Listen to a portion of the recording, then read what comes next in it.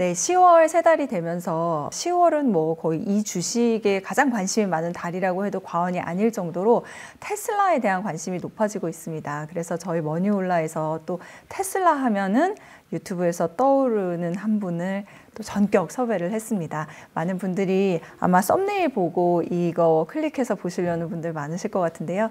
처음으로 머니올라에 모신 분입니다. 강정수 박사님 모셨습니다. 박사님 감사합니다. 네. 사실 지상파나 다른 유튜브, KBS 유튜브 채널에 좀 나오셨는데 네. 머니올라는 처음이시잖아요. 네, 네. 그래서 머니올라 시청자분들께 간단히 자기소개를 해주시는데 제가 좀 준비해봤어요. 테슬라 하면은 강정수 박사님 이렇게 생각하는 사람들이 많던데 도대체 그 영광고리는 어디서 나온 겁니까? 저는 이제 독일에서 학부부터 해서 경제학 학부와 경제학 석사. 근데 이제 독일은 이제 이렇게 학부는 사실 경영학하고 경제학 거의 동일하고요. 완벽하게. 경제학도 한 3분의 1은 갖고 그다음에 박사는 이제 경영학에서 했는데요. 독일은 여러분들 잘 아시는 것처럼 자동차 산업이 제1의 산업입니다. 그렇죠. 그래서 모든 교과서의 이그젬플은 자동차 산업입니다. 그러다 보니까 자동차 산업에 대해서 공부를 안 할 수가 없었고, 물론 저희 주전공은 디지털 경제와 관련된 박사 논문을 썼었고, 한국에 와서도 관련된 일들을 계속해 왔었고, 그러다 보니까 현대기아차 임원진 교육만 약 한 2.5년, 한 3년 정도도 하게 되는 기회도 있었고요. 그래서 자동차 산업에 대한 관심들이 계속 있었습니다. 그리고 제가 뭐 외부 기업 컨설팅 할 때도 테슬라 사례를 좀 들었었고, 2014년부터 그리고 대학교에서도 강의를 하는데 2015년부터는 매 학기마다 테슬라를 한 학기 한 번씩 꼭 강의를 했었어요. 물론 저는 그때 주식 투자는 저는 작년부터 처음으로 태어나서 시작을 했기 때문에 사실 않았지만 학생들이 항상 대학원생들 특히 종종 연락이 오더라고요. 고맙다. 감사하다. 테슬라 강의해주세요. 그 당시 또 아마존도 강의를 했었는데 또 아마존도 당시 적자를 내고 있었죠. 테슬라도 적자를 내고 있었지만 성장할 수 있는 기업들 어떻게 산업을 재편하는지 이커머스 산업이 어떻게 재편될지 자동차 산업이 어떻게 전환 과정을 받고 있는지 특히 또 독일에서 2015년에 폭스바겐이 디젤 게이트라고 하는 아주 나쁜 행동을 했었죠. 그래서 소프트웨어로 디젤의 배기가스를 속이는 그래서 그와 관련된 강의도 좀 하게 되고 이러면서 글도 쓰게 되고 이렇게 됐고 제가 올해는 테슬라 뭐 폭발적 성장 시나리오라는 책도 그래서 쓰게 됐습니다. 그래서 그러다 보니 이제 테슬라에 대해서 많은 얘기들을 하게 되고요. 제가 뭐 주식 전문가는 분명하게 아니고요.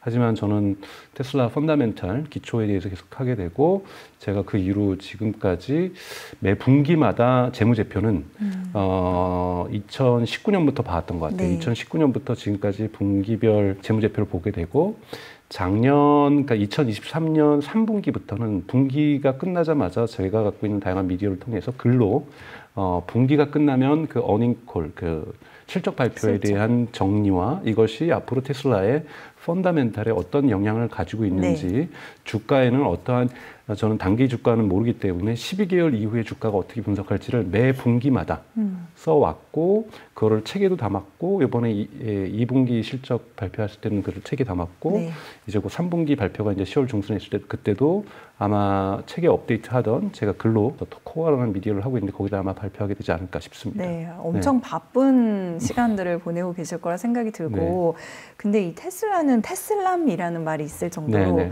전문가분들도 많고 믿음을 거의 신봉자의 수준으로 막 가져가시는 분들도 많고 그만큼 좋은 정보를 드리고 싶은 마음도 앞서는데 사실 뭐 저도 테슬라 주식을 보유한 사람 중에 하나거든요. 근데 안 본 지가 오래됐어요. 너무 지지부진하니까 이번에도 10월 2일에 조금 좋아지려나? 라고 좀 생각을 했는데 아니었어요. 전 주가가 오르면 가슴이 아픕니다. 왜요? 비싸게 사야 되니까요. 비싸게 사야 되니까? 저는 투자 전략은 물론 포트폴리오 전략을 저도 이제 많이 공부하고 다시 거시경제도 다시 공부하면서 여러 가지를 하는데 저는 국내 주식은 하나도 보유한 적은 없고요. 지금도 보유하지 않았고 경험도 없고 해외 주식만 조금 가지고 있는데 그중에 테슬라가 가장 많은 부분을 차지하고 비중이 있고 가장 커요. 그리고 테슬라는 계속 모아갈 생각이고 물론 저희 기준에는 테슬라가 이러이러한 모습을 보이면 테슬라 주식을 매도하겠다는 생각도 기준을 가지고 있어요. 그걸 뭐 공개하기는 좀 그렇고요. 그래서 저 나름대로는 이것은 테슬라가 펀다멘탈이 약화되는 지점이라고 생각하는 기준점들이 좀 있기 때문에 저는 테슬라를 여윳돈을 가지고 매달 조금씩 사는 적금 드는 연금 드는 마음으로 저는 30년까지는 보유할 생각을 가지고 있거든요. 그래서 물론 그 전에 매도할 수도 있겠지만 네. 이러한 좀 장기 전략을 갖고 있기 때문에 네. 아무래도 이제 특히 지금 테슬라 주가가 9월 달 들어서 많이 올랐잖아요. 그때부터는 사지 않고 있습니다. 캐시를 좀 모으고 있고 작은 돈이라도 뭐 이런 뭐 나름대로의 계획들은 가지고 운영을 하고 있죠. 네. 네. 이미 뭐 큰 방향은 얘기를 해주셨는데 2030년까지는 기회가 네. 나오면은 계속해서 들어가는 전략을 생각하고 계신다. 물론 네. 펀더멘탈이 위기 신호가 오면은 나올 수도 있겠지만 네네네. 그거는 왜 밝혀주기가 어려우신 거예요? 근데? 그거는 이제 그렇게 되면 저희가 주식 투자에 대한 권하는 거가 되는 거니까 방송에서. 근데 예를 들면은 우선 CEO 리스크도 분명히 있고요. 테슬라미 생긴 거에는 여러 요인이 있는데 첫 번째는 우선은 경험적으로 1000%가 상승됐던 2021년 하반기에 네. 이 경험이 사람들에게 엄청난 긍정적인 경험을 창출했을 그렇죠. 거라고 보고 있고요. 그것이 테슬라미 형성되는 계기가 되었고 또 일론 머스크가 요즘 보여주고 있는 정책 행보, 정치적으로 어떤 정당을 지지하는 건 좀 괜찮아요.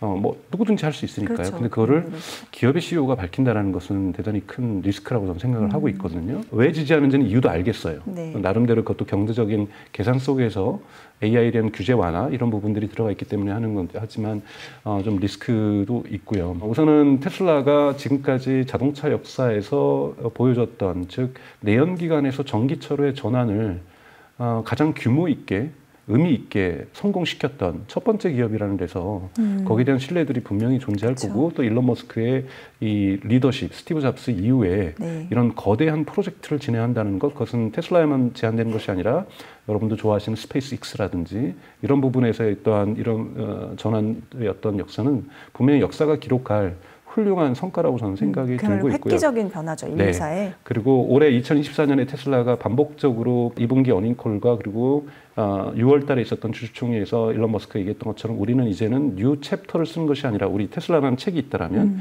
하나의 챕터를 쓰는 것이 아니라 뉴 북을 쓴다고 얘기를 했습니다. 그래서 새로운 책을 쓴다고 얘기를 했는데 즉 이 책은 지금까지는 물론 테슬라의 사명에는 여러분 자동차라는 단어가 없습니다.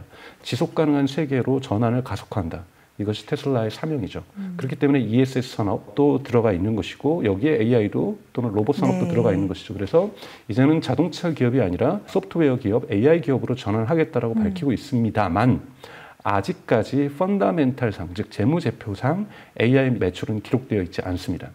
이것은 앞으로의 시장 전망을 얘기하는 거고 네. 우리가 주식을 투자할 때 있어서 제가 짧은 경험 속에서 아주 짧은 경험 속에서 배운 것은 기업 가치와 기업의 성장 잠재력은 분명히 다르게 봐야만 하는 거고요. 성장 잠재력이 높기 때문에 이미 P 레이쇼가 지금 70이나 넘는 사실은 뭐 여러분 아시는 포드 같은 경우는 7밖에 안 되는데 무려 10배가 높은 이런 것은 분명하게 지금 현재 매출 구조에서 주가가 높게 형성되고 있는 것이 아니라 테슬라가 가지고 있는 미래 가치가 이미 반영되고 있다고 볼 수가 있는 거죠. 그렇다면 그 반영을 현실화시킬 수 있는 단계를 보여줘야 될 거고 그것의 첫 번째 단추가 곧 있을 10월 12일 로봇택시 발표가 아마 첫 번째 그 단추를 낄 수 있는 방향성을 제시할 거라고 보고 있습니다. 그렇다면 이것이 2025년, 2026년, 2027년 네. 어떻게 매출로 나타날 수 있는 것인가. 그렇죠. 이 부분이 제일 수익화. 중요한 부분인 거고 이것이 펀더멘탈에 반영된다라고 한다면 테슬라의 주가는 대단히 크게 성장할 수 있지만 만약에 여기에서 실패한다라면 또는 이것이 대단히 길게 지연이 된다라면 테슬라의 주가에는 부정적인 영향을 저는 미칠 거라고 보고 있습니다. 네. 그러면 테슬라 주주로서 네. 지금 많이 올랐다고 생각하셔서 현금을 조금이라도 확보를 하시고 계신다라고 말씀을 해주셨으니까 10월 10일이 어떻게 보면 빅데이인데 네. 그러면 그때 어떤 사인을 기다리시는 거예요? 그렇죠. 박사님도? 네, 왜냐하면 10월 10일 같은 경우에는 명확하게 우리가 이날 행사를 이 성격을 규정하면 마케팅 이벤트입니다. 이날 뭔가 로봇택시가 나와서 11월 11일부터 또는 11월부터 12월부터 1월부터 로봇택시가 미국에서 굴러다니면서 비즈니스를 전개하는 것이 아니라 우리가 아마도 일론 머스크는 2025년이라고 예상을 하고 있지만 저는 2026년, 2027년이 돼도 좀 놀랍지 않고 그것도 훌륭한 일이라고 저는 생각하는데 이런 로봇택시에 대한 컨셉카와 네. 컨셉카와 여기에 또 이번에 FSD 버전 12.5가 지금 미국에서는 네. 작동되고 있는데 아마 버전 13을 내놓게 될 것이고요. 네네. 그리고 어떻게 이 부분에서 비즈니스를 풀게 될 것인가에 대한 개념들을 설명하는 자리가 될 거라고 보고 있어요. 근데 원래 마케팅 이벤트라고 하는 것은 많은 화제를 불러일으켜야 좋은 거고 흥미를 유발해야 좋은 거잖아요. 그쵸. 그러다 보니까 사실 일론 머스크도 흘리고 있죠. 익스타컴에서 지난주 같은 경우에는 2025년에 100만 대의 로봇택시가 돌아다닐 거다라고 얘기했는데 저는 그건 말도 안 되는 얘기라고 생각이 들어요. 근데 사람들은 흥분할 수밖에 없고 왜 100만 대가 불가능한지 좀 이따 설명을 드리겠습니다. 그리고 또 이제 이날 10월 10일에 대한 정말 루머도 많고 네. 뭐 최근에 루머 같은 경우 맥도날드하고 뭔가를 협업을 할 거다. 뭐 이런 루머까지도 나오고 있는데요.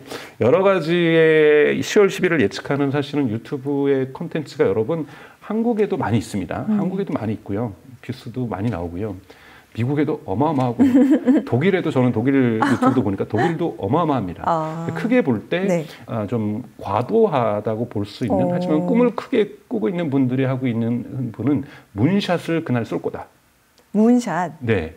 달나라 가는 뭐 이런 느낌의 가장 강력해서 우리가 스티브 잡스가 얘기했던 것처럼 갑자기 일론 머스크가 one more thing이 있다고 얘기를 하면서 뭔가 큰 것이 나올 거라 얘기를 하고 있는데요.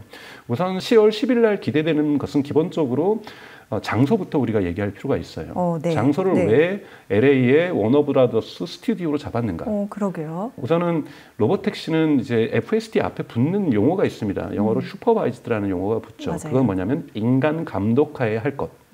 인간 감독이 필요하다는 거고 로보택시가 된다는 것은 인간 운전사가 없다라는 거기 때문에 언슈퍼바이즈라고 해야 돼요. 무인이니까. 그러니까 그래서 슈퍼바이즈가 언슈퍼바이즈로 전환될 때만 로보택시는 작동 가능하게 되는 거고 우리가 출퇴근 때 이때 레벨 3, 레벨 4가 돼서 출퇴근 때 손을 놓고 핸즈 프리한 상태에서 그쵸. 이 출퇴근을 우리가 여러분들이 모델 3와 모델 Y를 갖고 있다면 미국에서 네. 운전할 수 있게 되는 거죠.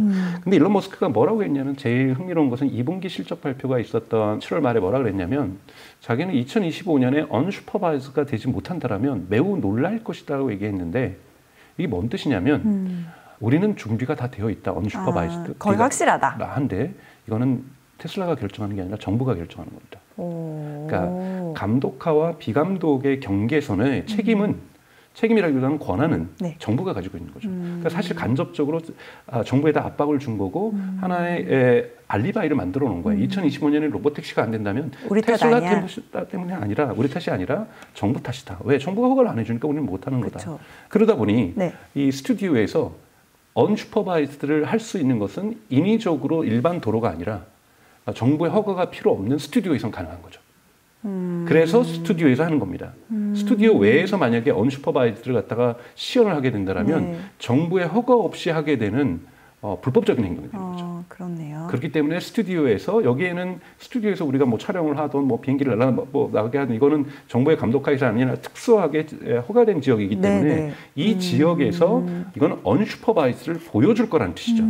그래서 이 FSD도 버전이 12.5가 아니라 13이 분명히 보일 거고 13의 언슈퍼바이즈드, 즉 인간이 비감독하는 그래서 핸즈 프리, 즉 손에서 완전히 핸들에서 손을 완전히 스티어링 휠에서 손을 완전히 띄고서 작동하는 모습을 구현시켜 줄 거라는 거고 또 스튜디오가 대형 스튜디오입니다. 그러다 보니까 다양한 상황 연출이 가능하겠죠. 규모가 분명히, 진짜 궁금해요. 네, 그래서 앱들도 분명히 만들 겁니다. 우버 같은 앱을 만들어서 테슬라 네트워크라는 말도 쓰고 있고 그런데요. 앱을 통해 사람들이 차를 부르고 차량을 탑승하고 차가 운행하면서 예기치 못했던 자전거가 지나간다든지 트럭이 온다든지 좀 또는 어두운 장면도 연출할 수 있거든요. 그 스튜디오가.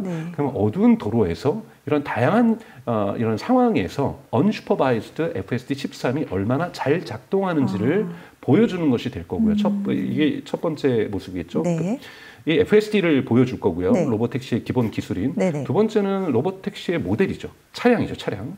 자, 로보택시 차량은 2020년 2분기까지 변함없이 나오는 것은 뭐냐면 테슬라가 주장하는 것은 앞으로 만들어질 저가 전기차하고 로보택시랑 같다. 다만 이것은 인간이 운전하지 않는 거고 이건 인간이 운전하는 거다라고 얘기를 하고 있어요. 그러면 이번 10월 10일 날 나오게 될 것은 일명 모델 2 이름 바뀔 수가 있습니다. $25,000 정도 하는 저가 차량, 중국의 전기차 공세에 맞서서 싸울 수 있는 이 차량이 공개될 거라는 거죠. 그러면 우리 개인 투자자들도 마찬가지지만 가장 그 기관 투자자들이 보게 되는 것은 아직까지는 테슬라는 전체 매출의 80%가 자동차 매출에서 나오기 때문에 자동차 기업으로 보고 있어요. 기관 투자자는 미래 가치는 있지만 그러면 저 로보택시의 모델이 2026년부터 양산이 된다고 했으니까 저것이 양산되면 정말 많이 팔리겠구나. 왜냐하면 미국 같은 경우는 보조금이 또 사라질 수도 있지만 보조금이 있으면은 $17,500고 그리고 보조금이 없어도 $25,000 정도면 저 차는 미국에서뿐만이 아니라 심지어는 중국에서 유럽에서 경쟁력이 있겠다라는 판단을 하게 될 거예요. 그리고 저 차에 자율주행이 13이 들어간다? 이러면 충분히 시장에서 테슬라가 판매 대수가 뭐 250만 대에서 300만 대 이렇게 증가할 수 있다. 2026년에는 이런 판단을 하게 되면 대단히 긍정적인 신호로 기관 투자자는 읽을 가능성이 높다라는 거죠. 그래서 FSD 13 네. 언슈퍼바이즈가 공개될 거고 네. 그것이 작동되는 차량이 공개될 텐데 이것이 로봇 택시 테슬라는 이것을 사이버 캡이라고 부릅니다. 캡이 이제 영어로는 이제 택시라는 뜻이니까요. 이 여기서 근데 또 하나 우리가 유추할 수 있는 건 사이버라는 단어를 썼어요. 네. 그건 뭐냐면 사이버 트럭하고 좀 유사성이 있을 수 있다라는 거죠. 그래서 이런 부분을 우리가 좀 유추를 할 수가 있는데요. 그래서 사이버 트럭하고 유사성이 디자인에 있을 수 있다라는 부분이고 여기에 테슬라의 그 앞으로 대중시장을 이끌어 나갈 모델 2가 공개될 거라는 부분들 이런 부분들까지 함께 보실 필요가 있습니다. 네. 네. 그러면 그거에 대한 답은 지금 아무도 알 수 없죠. 뭐 디자인이 유출됐다 뭐 이런 것들이 있는데 조금이라도 유추해 볼 수 있는 부분들이 있어요? 그러니까 유추해 볼 수 있는 부분이 이제 노란색으로 테이프가 쌓이고 뭐 이런 천이 쌓이는 그거는 유출이 됐어요. 근데 이제 형태를 알아볼 수 없게 뒤에다 뭔 장치를 해서 실제적인 디자인은 지금 알 수가 없는 거고요. 이제 크기를 유추해보고 벌써 이제 미국에서는 가로, 세로, 길이까지 다 유출을 했죠. 그래서 모델 3보다는 작은 차량이 될 거라는 거고 이것이 이제 저가 차량을 모델 2라는 것을 반증하게 되는 거고요. 근데 이제 또 하나 우리가 유추할 수 있는 것은 여러분들 자율주행 차량 또는 택시를 볼 때 우리가 웨이모랑 비교해서도 그렇죠, 구글에 구글. 운전만 잘해서 되는 건 아니거든요. 승객이 탔는데 커피를 흘리면 어떡할까요? 또는 승객이 탔는데 심정지가 오면 어떻게 될까요? 승객이 내릴 때 문을 안 닫고 내리거나 뭐 승객이 거기서 흡연을 한다거나 또는 탈 때 노약자가 탈 때는 조금은 또는 장애인이 탈 때는 또는 아픈 환자가 탈 때는 운전자가 좀 보조를 해주잖아요. 네. 그리고 또는 뭐 공항으로 가는 거에서는 트렁크가 클 수가 있어서 뒤에 트렁크를 열어서 그걸 여주는 것도 보통 미국 같은 경우 운전자들이 다 서비스로 해주잖아요. 네. 자, 이 운영은 어떻게 할 것인가? 네. 이 부분의 답은 아직까지 맞아요, 테슬라가 내놓고 있지 않습니다. 근데 그 모습도 아마 보여줄 거라고 저는 보고 있어요. 왜냐하면 테슬라가 특허를 낸 것 중에 하나가 손님이 내린 다음에 안에 공기를 측정해서 네. 공기의 실내 상황을 측정해서 공기를 정화하고 뒷좌석을 청소하는 이런 부분은 특허를 내고 있거든요. 그러니까 운영에 관련해서도 여러분 대단히 중요합니다. 여기에서 이제 한 가지 우리가 조금 어려운 난제가 있는데요. 내부 운영을 하기 위해서는 안에 카메라가 많아야 돼요. 그러면 웨이모 같은 경우는 안에 카메라가 실내를 사실은 거의 CCTV가 우리를 찍고 있다고 봐야 되거든요. 이게 한 10여 개가 되는데 테슬라의 기본 차량은 모델 3나 모델 Y는 하나밖에 없어요. 그럼 이 문제를 어떻게 해결할 것인가? 로보택시에는 10개를 단다라면 테슬라가 말했던 거하고 이게 충돌이 돼요. 왜냐하면 테슬라는 뭐라고 얘기를 했냐면 일론 머스크는 우버 모델과 에어비앤비 모델의 결합이라고 얘기를 했어요. 우버 모델이라는 건 테슬라가 예를 들면 1000대, 만대, 10만 대의 로보택시 사이버캡을 직접 만들어서 테슬라가 직접 운영하는 겁니다. 네네. 자, 여기에는 뭐 카메라를 10개를 더 다들 뭐 어차피 1000대 만들 거고 10만 대 만들 거니까 테슬라가 알아서 하는 거예요. 근데 일론 머스크가 뭐라 그랬냐면 제가 모델 3나 모델 Y를 타고 출근하는데 출근하고 회사 주차장에 세우는 것이 아니라 내가 퇴근할 때까지 돈 벌어와라고 차를 돌릴 수 있다는 거죠. 그러면 모델 3하고 모델 Y는 소프트웨어만 업그레이드 FSD로 13과 14로 가고 15로 언젠가는 가게 되면 자율주행이 완벽하게 된다는 얘기인데 그런데 모델 3하고 모델 Y에는 내부 카메라가 없잖아요. 그럼 모델 3하고 모델 Y에서 운영은 어떻게 할 거냐는 거예요. 여기에 대한 명확한 답을 내놓고 있지 못하고 있거든요. 그래서 여기까지 답을 할 것이냐. 이것도 사실은 여러분들의 10월 10일 날 관전 포인트라고 볼 수 있습니다. 왜냐하면 테슬라가 웨이모 대비 또는 중국의 바이두의 어떤 아폴로라는 자율주행 택시라든지 이런 것의 경쟁 우위가 뭐냐면 사실은 도박이죠. 여기는 택시 전용 차량을 만든 거죠. 자율주행. 그래서 레이더하고 라이다를 깔았습니다. 네. 레이더하고 라이다라는 것은 빛이나 음파를 통해서 앞 차량과의 거리를 또는 주변 사물과의 거리를 정확하게 측정하는 거잖아요. 근데 테슬라는 여러분도 아시는 것처럼 비전 온리라고 하는 카메라만을 가지고 한단 말이에요. 그래서 특수 차량이 필요 없고 그 대신 테슬라의 장점은 뭐냐면 우리는 특수 제작된 로봇택시만이 아니라 테슬라가 지금까지 팔아왔던 700만 대의 차량 또는 앞으로 1000만 대 차량, 2000만 대 차량 모두가 로봇택시가 될 수 있다는 거잖아요. 그렇기 때문에 한 번 되면 이걸 우리가 이제 디지털 경제에서는 인스톨 베이스 즉 깔아놓은 것이 많아야 된다라는 거고 이것이 효과가 정말로 클 수 있거든요. 그러니까 갑자기 생각을 해보시죠, 여러분. 1000만 대, 전 세계에서 1000만 대의 테슬라 차량이 로봇택시가 된다고 생각해 보세요. 이거는 정말 세상을 바꾸는 일이고 여기에서 매출이 발생하고 여기에서 테슬라랑 우리가 번 돈하고 쉐어를 하고 분배를 하고 그리고 또 이것을 된다는 건 뭐겠습니까? 로봇택시가 돌아다닌다는 것은 그만큼 안전한다는 거기 때문에 꼭 내 차를 나는 다른 사람 타는 거 싫어. 그래서 나는 주차를 하더라도 FSD를 월 구독료를 내고 구독할 사람이 늘어나겠죠. 왜냐하면 로보택시가 자체가 마케팅 효과죠. 아, 저렇게 안전한데 나도 출퇴근할 때 이제는 핸즈프리하고 가면서 스마트폰으로 영화를 본다든지 뭐 테슬라의 큰 화면으로 뭐 영화를 유튜브를 본다든지 또는 넷플릭스를 보면서 출근하고 퇴근해야지. 또는 뭐 의자에다가 마사지 기계라도 어떻게 좀 더 추가 설치해서 마사지를 받으면서 퇴근해야지. 이럴 수가 있는 거거든요. 그러면 매달 $90, $99를 내게 되면 이걸 우리가 리커링 레비뉴, 반복되는 매출이라고 하는데 한 번도 자동차 산업은 반복되는 매출을 매달 매출을 받아 본 적이 없어요. 그렇죠. 이것은 구글이라든지 뭐 이러한 소프트웨어 기업이 했던 거죠. 이러한 정말로 소프트 기업이 될 수 있다는 것은 반복 매출이 발생한다는 거거든요. 그것도 소프트웨어에 의해서, AI에 의해서. 이것이 진정한 의미에서 일론 머스크가 말했던 뉴 북으로 가는 거고요. 이것은 테슬라의 재무제표를 질적으로 바꿔놓을 수가 있고요. 이것이 테슬라 주가가 성장할 수 있는 저는 모멘텀이라고 저는 생각이 듭니다. 그래서 이 모멘텀은 생각보다 2025년에 안 올 수도 있다. 왜? 정부가 반대하고 있으니까. 이것이 사실은 일론 머스크가 트럼프를 지지한 이유이기도 하거든요. AI 규제를 약화시켜 줄 거니까. 자기는 전기차에 대한 보조금보다는 AI 규제를 완화해 주는 것이 중요한 거고요. 근데 여기에서 이제 좀 테슬라의 주가의 기초적인 틀들이 2025년에 제가 쭉쭉 나가서 죄송하지만 중국하고 지금 유럽에서 테슬라가 FSD에 대한 허가 신청을 내놓은 상태예요. 물론 인간 감독하에 하는 슈퍼바이스드 버전을 지금 허가 신청을 내놨는데 일론 머스크는 이것이 2025년 상반기에 1분기 때 가능하다고 이야기를 하고 있어요. 저는 1분기가 아니라 2분기, 3분기 뭐 하여튼 내년 2025년만 돼도 저는 좋다고 봐요. 왜냐하면 아까 말씀드렸던 인스톨 베이스. 즉 FSD를 사람들이 구독하고 싶어진다고 했을 때 그 규모가 북미 시장에 제한되는 것이 아니라 중국 시장과 유럽 시장, 즉 세계 3대 자동차 시장에서 모두가 되는 거잖아요. 그러면 FSD 구독자는 상대적으로 많아질 수 있는 이론적인 확률이 가능성이 높아지겠죠. 그쵸. 특히 중국 같은 경우에는 디지털 기술에 대한 수용성이 상대적으로 높기 때문에 그것을 받아들일 가능성이 있고요. 또 중국 정부가 자율주행에 대한 드라이브를 걸고 있기 때문에 그래서 이런 부분에서 FSD가 다른 국가에서 허가되는가도 2025년에 일어날 가능성이 있습니다. 이런 부분에서 충분하게 테슬라의 성장 잠재력들이 보여질 수가 있는 거고요. 또 하나는 FSD들이 이제 진화될 경우에 물론 2025년에 저는 일어나지는 않을 거라고 보는데 2026년 정도 되면 사실은 지금 폭스바겐의 위기라든지 폭스바겐만의 위기가 아니죠. 왜냐하면 그 다음 주에 벌써 BMW가 올해 2024년도 매출 가이던스를 낮췄고 수익성 하락 부분에 대한 경고를 공식적으로 밝혔고 그 다음 주에는 메르세데스 벤츠가 BMW에 이어서 똑같이 매출 하락과 수익률 하락을 2024년에 경고를 했다는 것은 지금 이 전통적인 기업들이 또 스텔란티스 같은 경우에는 심지어 다음 주에 10월 10일에 있는 그 주간에 스텔란티스 대표가 이탈리아 의회에 나가서 왜냐하면 스텔란티스는 여러분 아시는 것처럼 피아트하고 이탈리아의 피아트하고 그다음에 프랑스의 시트로엔과 푸조 그다음에 미국의 크라이슬러하고 집 요것이 합병된 회사잖아요. 이 대표가 이탈리아 의회에 나가서 왜 이탈리아에서 피아트의 전기차가 안 팔린지에 대한 해명을 해야 돼요. 그 정도로 지금 레가시 기업들이 현대기아차를 제외하고는 중국 기업과 현대기아차를 제외하고는 전기차 전환에 성공을 하고 있지 못합니다. 그러니까 이렇게 되다 보면 그 성공하지 못하는 데는 여러 이유가 있는데 하나가 소프트웨어로의 전환을 못하고 있어요. 자동차가 소프트웨어로 전환되는 거죠.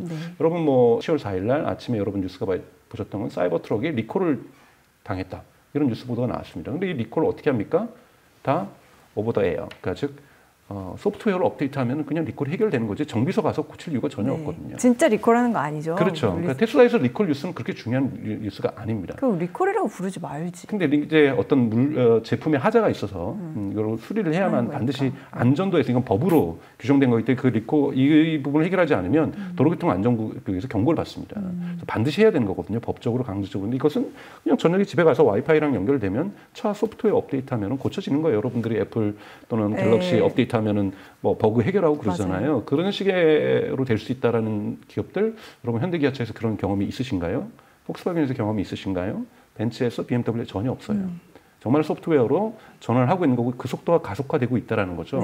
그건 뭐냐면 레가시 기업들이 소프트웨어 전환에 실패할 수 있습니다. 그럴 경우에는 자율주행이라는 서비스가 만약에 만약 시중에 나가게 되면 일론 머스크는 이걸 뭐라 그랬냐면 자율주행이 안 되는 차는 피처폰이고 자율주행이 되는 차는 스마트폰이라고 그랬어요. 그러면 사람들이 갖고 싶을 거 아니에요.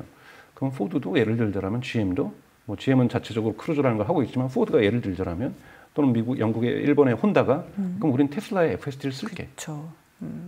저는 이것은 빨라야 2026년 하반이나 2027년부터 가능할 거라고 봐요. 왜냐하면 FSD 소프트웨어를 설치하기 위해서는 지금 구형 차량에는 테슬라의 구형 차량인 하드웨어 3, 요즘 그걸 AI3라고 부릅니다. 네. 추론 칩이 달려 있습니다. 추론 칩이 2개나 크게 달려 있는데 되게 성능이 좋은, 또는 요즘에 있는 거는 하드웨어 4가 달려 있는 거고, 내년부터는 하드웨어 5 정도가 달릴 거예요. 이것들이 장착돼야 되니까 네.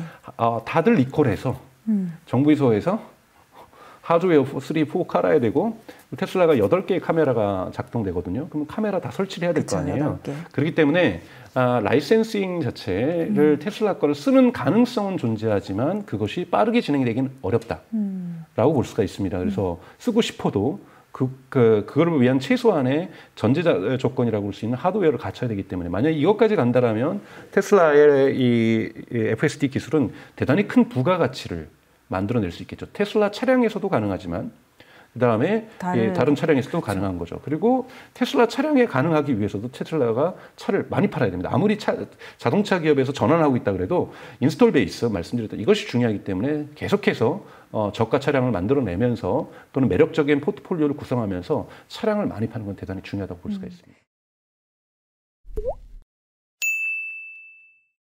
그럼 이 순간 현대기아차는 잘하고 있는 거예요? 박사님 보시기에 어떠세요? 현대기아차는 비교적 상대적으로 지금 대단히 잘하고 있습니다. 왜냐하면 우선은 전기차로의 전환을 대단히 서둘러 했고, 그리고 그 전기차가 지금 유럽과 미국에서, 특히 미국에서 정말 없어서 못 팔 정도로 팔리고 있고, 현대차와 기아차를 합산한다라면 올해 2024년 같은 경우 현재까지도 테슬라 다음으로 전기차를 많이 판 브랜드는 포드나 GM이 아니고 미국 기업들이 아니고 현대기아차입니다. 이런 거는 역사적으로, 그래서 현대가 요즘 역사적으로 가장 많은 매출을 올리고 있잖아요. 그 유럽도 마찬가지고, 그리고 계속해서 신형 모델들, 예를 들면 EV3라든지 이것을 미국에 출시를 하게 되고, 그 다음에 아이오닉 9마저도 지금 심지어는 미국에서 지금 테스트를 하고 있거든요. 그래서 아이오닉 9은 EV9하고 기아 EV9하고 비슷한데요. 이런 계속해서 신차들을 내놓고 있다라는 거, 이런 부분들에서 현대기아차는 대단히 공세적으로 나아가서 아마 기아차하고 제네시스는 중장기적으로 순수 전기차 브랜드로 전환을 할 거라고 보고 있고요. 이런 부분에서 현대차가 잘 하고 있는데요. 저는 근데 이것을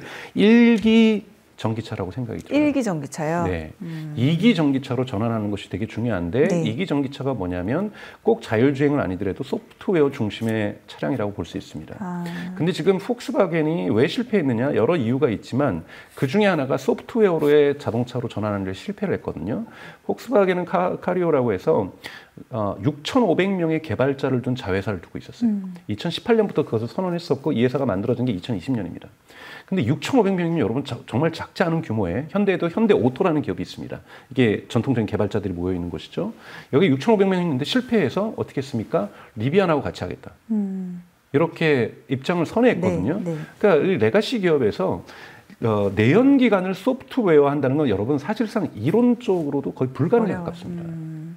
그렇기 때문에 전기차에서 해야 된다는 거고, 전기차에서도 가장 중요한 것은, 전기차는 첫 번째 부품이 적기 때문인데, 부품이 적다는 건 뭐냐면 1차 벤더의 수와 2차 벤더의 수가 적다라는 거죠.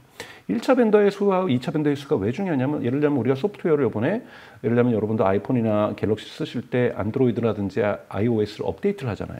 업데이트를 하면 어떻게 해야 되냐면, 여기는 스마트폰은 100% 컨트롤, 하드웨어로 컨트롤할 수 있기 때문에 그냥 소프트웨어만 업데이트하면 돼요. 이 소프트웨어, 하드웨어에 대해서 운영 체제를 만드는 사람들이 다 알고 있으니까요. 근데 내연기관 하면은 현대차 같은 경우에는 1차, 2차 벤더들이 180개 정도 되고, 포드는 200개 돼요. 그럼 다 불러야 돼요. 다 불러서 이번에 우리 소프트웨어 업데이트 하려니까 여러분들이 가지고 있는 부품에도 미들웨어라는 것이 있습니다. 그걸 담고 있는 게 컨트롤러라고요. 이 컨트롤러에 있는 미들웨어를 다 고쳐주세요. 우선 180명 다 모여야 되죠. 결석 10개 하면 또 10개 연락해서 따로 미팅 가져야 되고, 이 180개 업체들이 와가지고 다 한다고 해서 끝내는 게 아니라, 이 업체는 또 이걸 또 외주 줬을 수도 있거든요. 그렇죠. 그럼 또 불러가지고 얘기하면 하세요리 1년에 한 번 업데이트 하기 힘들어요. 그런데 테슬라는 사이버트럭 문제 있네? 그럼 오늘 개발자들이 고쳐서 내일 아침에 나왔어요. 끝. 이 업데이트하면 끝인 거예요. 유명한 일화가 있어요. 언론에 보도됐던 건데, 테슬라 직원들이 점심시간에 한 개발자들이 대화를 하다가, 우리가 과속 방지턱이 좀 너무 덜컥하는 느낌이 난다. 그러니 우리가 내비게이션 지도상의 과속 방지턱을 인지하면 서스펜션을 좀 변화시키자. 그래서 좀 더 부드럽게 넘어갈 수 있도록 하자. 무슨 개발자가 그거 너무 좋은 아이디어다. 내가 오늘 오후에 그거 코딩할게. 개발할게. 그래서 그 다음날 업데이트합니다. 그러니까 차량의 기능이 여러분들이 이것이 뭐 대단한 것이 아니라 스마트폰에서 느끼시는 거잖아요. iOS 업데이트하거나 안드로이드 업데이트하면 뭔가 조금은 달라지거든요. 오류도 고쳐지고 우리 눈에 보이지 않는 예를 들면 보안 문제가 해결된다든지 네. 이런 부분들이 자동차에서 작동이 되고 있다는 거고 이런 부분에서 독일차들이 지금 못하고 있다는 네, 거고 네. 현대기아차도 여기까지는 오지 못했다는 것 그것이 저는 이기 자동차라고 생각하는 거예요. 근데 소프트웨어를 자꾸 또 이제 중국 자동차 기업이 잘하는 게 있어요. 소프트웨어 부분도 비아디 같은 경우는 되게 잘하고 있고 니오라는 데도 되게 잘하고 있습니다. 뭐 리비안도 미국에서 잘하고 있고 루시드도 잘하고 있는 순수 전기차 업체들이 잘하고 있죠. 근데 이제 중국 기업들이 전 세계적으로 가장 잘하는 전기차에서 잘하는 건 뭐냐면 인카 인포테인먼트라고 얘기를 하죠. 인카 인포테인먼트. 네, 차 안에 있는 네네. 인포메이션과 엔터테인먼트를 결합한 인포테인먼트. 그래서 뭐 화면도 무진장 크고 뭐 여기서 뭐 가라오케 하고 게임도 하고 영화도 보고 이런 것들 스피커도 막 10개, 20개씩 들어가 있고 이런 차량들은 중국은 잘 돼 있어요. 여러분 뭐 관계자분들이 들으면 죄송합니다만 독일 전기차를 한번 타보십시오. 독일 전기차를 타면은 그 느낌은 있어요. 여러분들이 독일 고급차들 탔을 때 저도 독일에 한 12년 살았으니까요. 이 문을 닫을 때 이 느낌이 좋거든요. 뭔가 탱크 안에 들어간다는 느낌. 쿵 하면서 닫히는 것이 뭔가 두꺼운 것이 나를 보호해 줄 것 같고 근데 이렇게 두꺼운데도 쫙 깔리면서 가고 코너링 좋고 막 이렇잖아요. 그런데 독일 전기차를 타보면요. 화면 다 요만해요. 뭔가 인카 그것도 안 돼 있고 소프트웨어 업데이트는 안 되는 건 말할 것도 없고 리콜해야 되면은 정비소 가야 되는 건 말할 것도 없고 뭔가 차가 우둔해 보이네요. 네, 그렇죠. 동력 장치만 내연기관에서 전기차로 바뀌었다는 느낌밖에 안 드는 거예요. 뭔가 새로운 이용자들의 새로운 보통 우리가 UI UX라고 하잖아요. 네. 새로운 경험이 창출되지 않는 거죠. 전통적인 독일차가 주는 안정감이라는 경험은 계속해서 유지되지만 이건 내연기관에도 있던 거지만 전기차만의 새로운 어떤 개념의 차에서 느낄 수 있는 것. 포드도 이제 가라오케를 도입한다고 얘기를 했거든요. 또는 포드도 챗GPT를 도입한다 그랬는데 이거는 테슬라에서는 이미 하고 있는 거예요. 그러니까 이런 느낌들이 소비자들에게도 좀 다른 차라고 좀 구형이라고 느껴지는 거고 한 10년 된 자동차 이런 느낌이 들게 만드는 거죠. 예전에 좋았던 게 이제는 무던하게 느껴지는 네. 그렇기 때문에 독일 차다라든지 독일의 미국의 포드나 GM이나 스텔란티스가 어려움을 겪고 있는 거고 이런 부분에서 현대차는 잘 하고 있고 방향성도 요즘 이런 개념을 SDV라고 얘기를 합니다. 소프트웨어 드리븐 베이클이라고 해서 네, 소프트웨어 드리븐 베이클이라고 해서 SDV라고 얘기하는데 현대에도 SDV 쪽으로는 대단히 많이 투자를 하고 있고 전략적으로 하고 있어요. 하지만 이것이 구현되는 성과까지는 좀 더 시간이 걸릴 거라고 보고 있고 저는 현대가 성공하길 바라고 현대기아차가 성공해서 차량을 많은 사람들이 타면서 편하게 즐길 수 있으면 너무 좋을 것 같다고 생각합니다. 현대기아차가 이 정도 하는 게 어쩌면은 박사님께서 열심히 임원 강의를 아니 그렇진 않죠. 그렇진 않고 현대기아차는 역사적 기회가 열린 거예요. 역사적 기회가 열렸습니다. 여러분 전기차로의 전환은 막을 수가 없어요. 첫 번째 현대기아차가 전기차를 열심히 만들었던 건 처음엔 유럽 때문이었죠. 네. 유럽에서 여러분 CO2 규제가 유럽은 2035년부터 내연기관에는 하이브리드와 플러그인 하이브리드 포함됩니다. 왜냐하면 하이브리드와 플러그인 하이브리드도 내연기관차예요. 여기에 전기를 하이브리드 조금 섞은 거죠. 그래서 금지가 돼요. 완전히. 이것은 캘리포니아도 마찬가지고요. 영국도 마찬가지고요. 다 금지가 되는데 그렇다고 해서 35년까지는 마음대로 팔아가 아니에요. 그전에도 다양한 규제가 있습니다. 캘리포니아 같은 경우 2027년 같은 경우에는 약 50%는 전기차로만 팔아야 됩니다.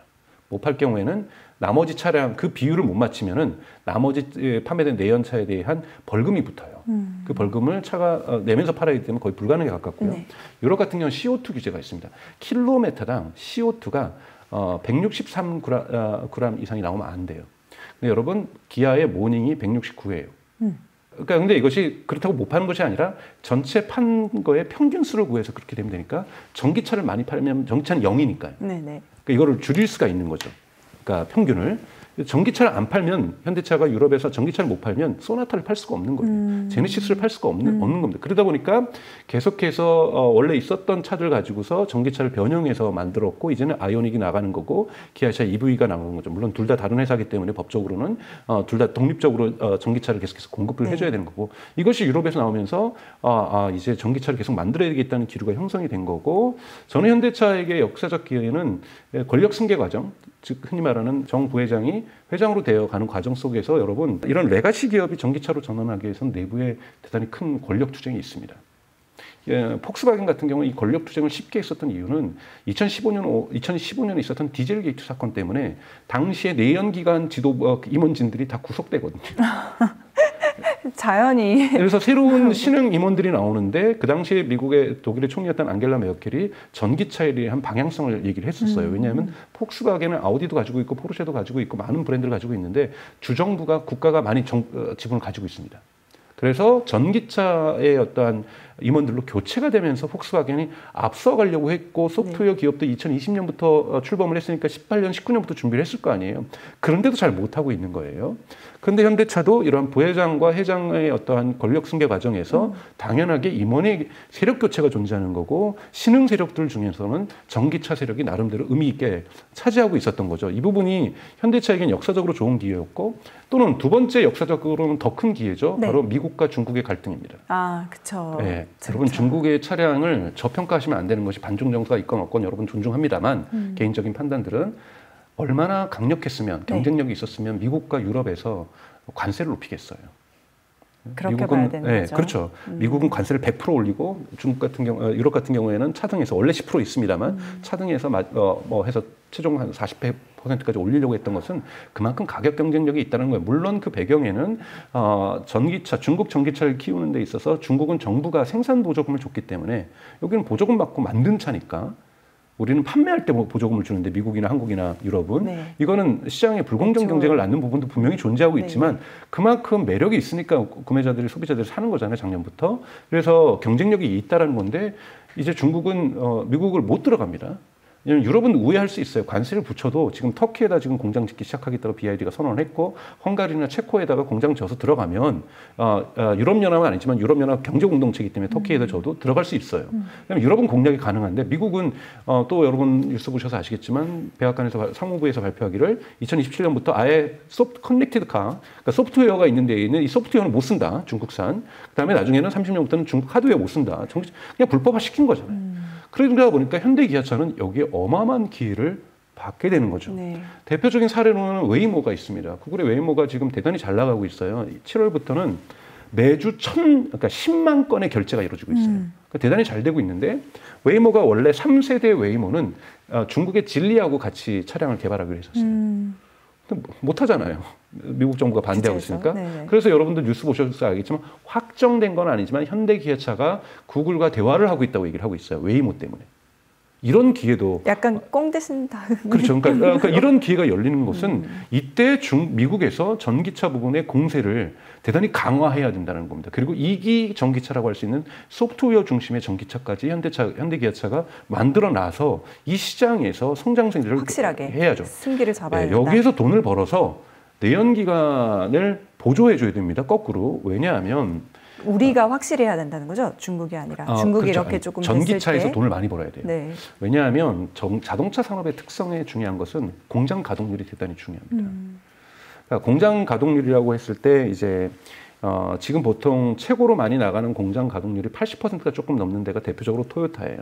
여기는 돈을 버는 겁니다. 근데 60%부터 평균적으로 이제 학자들이 얘기하는 것은 전문가들이 얘기하는 건 60% 미만으로 내려가면 이건 적자예요.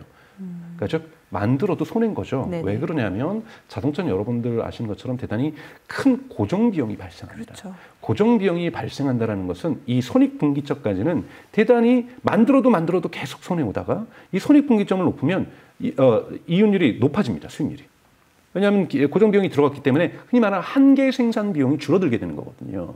그렇기 때문에 흔히 말하는 가동률이라는 것이 공장 가동률이라는 것이 대단히 중요한데 지금 폭스바겐이 왜 위기냐면 난징에 있는 공장을 문 닫겠다, 독일에 있는 공장을 문 닫겠다, 벨기에 있는 공장을 문 닫겠다는 게 뭡니까?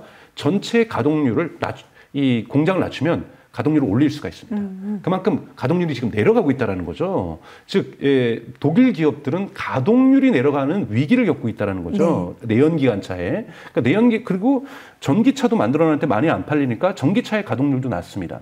그러면 현대차도 계속해서 전기차로 전환을 하다 보면은 내연기관 공장의 가동률이 낮아질 수 있어요. 그러면 전기차로 빨리 수익을 많이 내서 내연기관차들이 역사적으로 단계적으로 소멸하는 과정에서 나올 수밖에 없는 손실을 메꿔줘야 됩니다. 근데 테슬라는 이런 고민을 안 해도 되는 거잖아요. 그러니까 순수 전기차 기업은 그쵸. 전기차를 어떻게 대량 생산할 것이만 고민하면 되지, 내연기관차에서 전기차로 전환하는 과정이 드는 어마어마한 비용들을, 여러분 왜 어마어마한 비용이 드냐면 R&D 차원에서 전기차를 만들어서 돈이 들고 전기차의 생산 라인을 만들어서 돈이 들기도 합니다. 더 큰 거는 제가 말씀드렸던 내연기관 공장의 가동률이 줄어드는 거예요. 이것을 감내해야만 한다라는 거고, 이 전환을 이끌어내기 위해서는 전기차에서 일정 수준의 수익률을 보장해 줘야 된다는 거죠. 테슬라는 그런 기회비용이 없는 거고요. 그렇죠. 테슬라는 거기에 하나 더 있죠 또. 그러니까 여러분 아는 ESS 사업이 바로 그거죠. 에너지 사업이 지금 막대한 돈을 벌어들이고 있고, 여러분 ESS가 흔히 말하는 테슬라에서 메가팩이라고 하죠. 네. 재생에너지 단지에서는 이제는 ESS가 없으면 재생에너지는 작동하지 않습니다. 재생에너지는 자연에 의존하고 있기 때문에 생산되는 시기가 생산이 일정한 어떤 특정 시간에 많이 되잖아요. 특정 시간에 안 되고, 바람 안 불면 풍력 안 되는 거고, 네. 태양이 안 비치면 태양광 안 되는 거잖아요. 그래서 많이 생산됐을 때 저장해 뒀다가 송전망에다가 이 일정한 전기를 공급을 해줘야 되거든요. 그리고 또는 피크타임에 또 공급을 한다든지 이런 부분들이 존재하기 때문에 이 ESS 산업하고 같이 할 수밖에 없고, 이 산업이 커지다 보니까 중국의 CATL도 이 산업에 뛰어들고 있는 거고, 테슬라가 지금 캘리포니아에 공장이 있는데 이 공장의 라인을 계속 증설하고 있습니다 올해. 네. 그러면서 여러분 아시겠지만 이번 3분기 때는 조금 줄었어요. 6.9기가와트시로 줄었고, 하지만 2분기 때 9.01이라는 기가와트시가 되었는데, 이번에 1분기 때는 여러분 4점대였어요. 그 2배가 생산이 늘어난 거죠. 이렇게 생산 라인이 늘어나고 있다는 거고, 여기에 중국에다 상하이에다 지금 ESS를 만들어낼 수 있는 메가팩을 만들어낼 수 있는 공장을 짓고 있는데, 이것이 캘리포니아 공장 규모의 2배예요. 그럼 여기서 막대한 돈을 벌어들이는데요. 순이익률이 25%입니다. 와우. 그러다 보니 일론 머스크도 얘기를 했어요. 언젠가는 손익 기준에서 볼 때는 ESS에서 자동차보다 돈 더 벌 거다 우리는. 자, 여러분 이러면 이 돈이 어디로 가겠습니까? 전환 비용 할 것도 없고, 어차피 전기차에서도 수익률이 있는데, 물론 수익률이 낮아져서 지금 기관 투자자들이 실망하고 있는 거지만, 여기에서 돈을 계속해서 많이 벌면 이게 다 어디 가면 슈퍼컴퓨터 만들고, 엔비디아에서 H100 사고, 그리고 지금 클러스터 만들고, 이걸 가지고 자율주행 학습시키고, 이거를 부채로 하고 있는 게 아니에요. 근데 지금 여러분 아시겠지만 빅컷이 돼서 이자율이 내려가지만 이 고이자율 시기에 돈을 빌리는 건 대단히 어렵습니다. 빌릴 수는 있죠. 이자율을 많이 내야 되는 거죠. 비용이. 수익률을 갉아먹는 거거든요. 근데 테슬라는 현금과 현금 유사한 자산을 가지고 투자를 계속할 수 있는 경제적 여유를 즐기고 있다는 거예요. 자, 현대기아차를 볼 때, 현대기아차는 전기차를 많이 팔면 좋은데 이거 어디다 써야 되냐면 내연기관차의 전환 비용이 써야 되죠. 전달하는 거죠. 그러니까 즉 소프트웨어에도 투자를 하는데, 테슬라처럼 슈퍼컴퓨터를 현대기아차가 가지고 있나요? 가지고 싶어도 그 정도의 규모의 돈이 안 나오는 거예요. 엔비디아의 젠슨한테 전화해서 우리가 현찰로 내일 은행에다 입금할 테니까 우리 지금 몇 개 좀 줘. 일론 머스크가 그렇게 한 거잖아요. 현금으로 입금할 돈이 있는 거예요.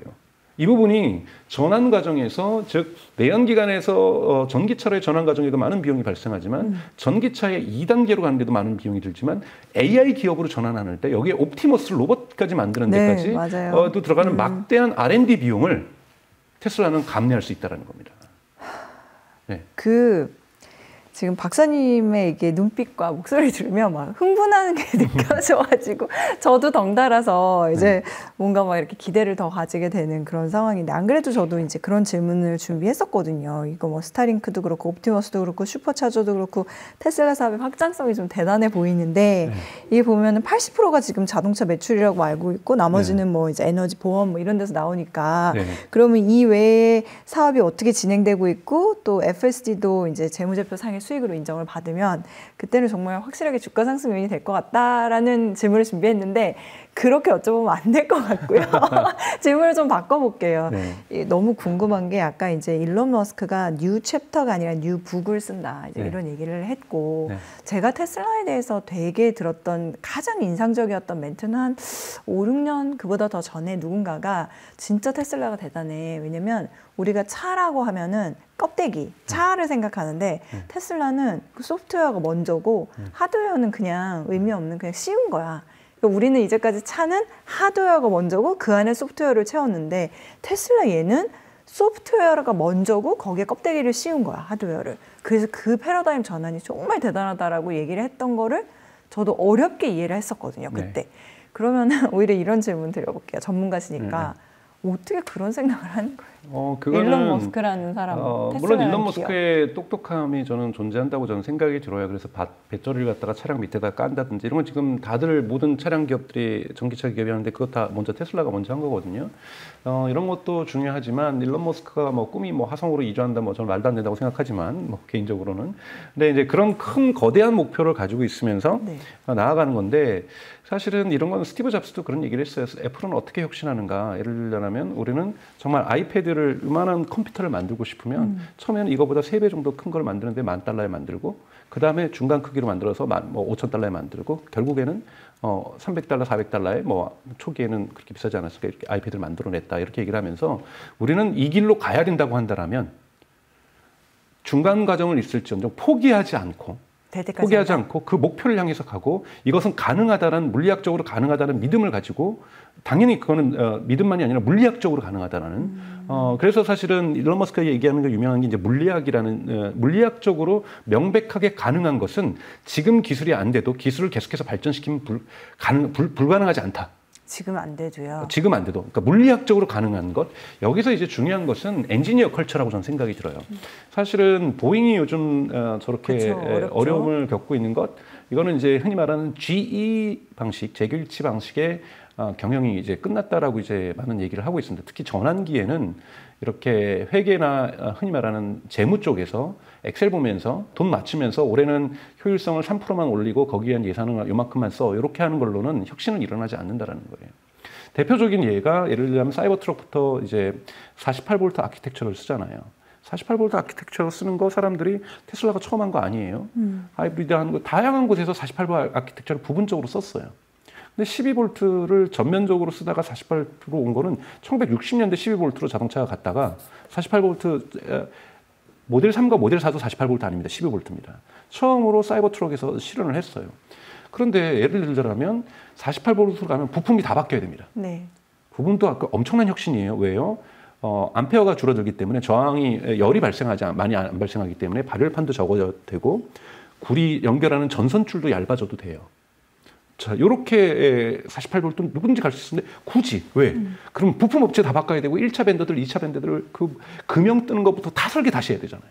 그러니까 이미 레가시가 그거를 못하게 막고 있는 거죠. 전통이. 네. 근데 테슬라는 우리는 그 길로 갈 건데 지금 처음부터 그걸 못하니 단계별로 가겠다 해서 48V로 간 거잖아요. 이런 혁신이 엔지니어가 포드에서 현대자동차 엔진을 얘기를 안 했을까요? 48V가 맞습니다라고 분명히 얘기를 했을 거예요. 하지만 굳이 경영학적으로 볼 때 갈 이유가 없다. 이렇게 막대한 돈을 벗겨서 바꿔서 뭐 좀 부품 얇아지고 해서 어차피 지금도 10몇 프로, 20%의 수익률이 나는데 굳이 해서 2% 수익률을 높이려고. 근데 그것은 전체적으로 자동차의 개념을 새롭게 설계하는 과정 속에서 한 거죠. 48V로 가게 되면서 부품도 약해졌지만 또 테슬라가 생각했던 것은 컨트롤러에 대한 자기 내재화예요. 자동차는 처음에 포드가 1907년에 이제 1907년하고 8년 사이에 모델 T라는 걸 만들면서 네네. 칼 벤츠가 처음으로 자동차를 만들었지만 그거는 이제 수작업으로 만드는 자동차였고요. 모델 T가 만들어지면서 사실은 자동차 시대가 열리는 거죠. 근데 이 모델 T를 만들 때 여러분 타이어하고 유리까지 포드가 만들었습니다. 하청 업체가 없었잖아요. 1차 밴드, 2차 밴드가 없었으니까. 네, 네. 그래서 포드 공장에 이렇게 모습 보면은 철광을 하는 제철소도 가지고 있고요. 그리고 유리 공장도 갖고 있고 고무 공장도 가지고 있었어요. 다 만들었던 거예요. 근데 전문화되면서 브레이크 시스템은 우리보다 브레이크를 납품하는 한 업체가 전문으로 하면 더 잘하지 않을까? 우리한테도 납품하고 딴 데도 납품하고. 이렇게 스테어하는 기업이 여러분도 아시는 보쉬라는 기업이죠. 뭐 이런 것들은 컨티넨탈이라든지 이런 식으로 이런 밴더들. 우리는 브레이크 시스템만 만들어. 우리는 파워트레인만 만들어. 우리는 차량이 들어간 의자만 만들어. 우리는 차량이 들어간 유리만 만들어. 타이어만 만들어. 그래서 한국에도 한국 타이어부터 시작해서 타이어 업체들이 많잖아요. 우리는 차량이 들어간 에어컨 시스템만 만들어. 훨씬 더 잘하는 거예요. 그래서 이것을 나눠줬습니다. 이런 것을 이제 전문 용어로는 프로덕션 뎁스라고 해서 생산의 깊이라고 하거든요. 생산의 깊이를 계속해서 낮춰왔어요. 이렇게 낮춰오는 것이 지금까지 자동차 산업의 역사였던 거고 네. 이 부분에서 이제 토요타가 한 번 더 혁신을 하죠. 린 프로덕션이라고 해서 저스트 인 타임 프로덕션이라고 해서 부품 업체들도 납품을 사실 그거죠. 우리가 이제 납품을 하는데 품질 검사를 할 거 아니에요. 우리도 품질 검사하고 저쪽에서도 물건을 받았으니까 품질 검사하고 뭐 두 번을 하냐. 이것도 비용이니 서로를 신뢰하면서 품질 검사는 서로가 뽑은 사람들로 해서 한 팀으로 만들어서 한 번만 하자. 그리고 만약에 타이어가 오늘 100개 필요하면은 오늘은 110개 배달하고 그러면 창고를 크게 안 둬도 되고 그러니까 이런 것들이 되게 들어가는 것을 얇다고 해서 프로덕션의 깊이가 린 프로덕션 하면서 토요타가 이것을 토요타 방식 생산 방식으로 하면서 1960년대 70년대 하면서 세계를 석권하잖아요. 품질도 좋은데 가격을 낮추는.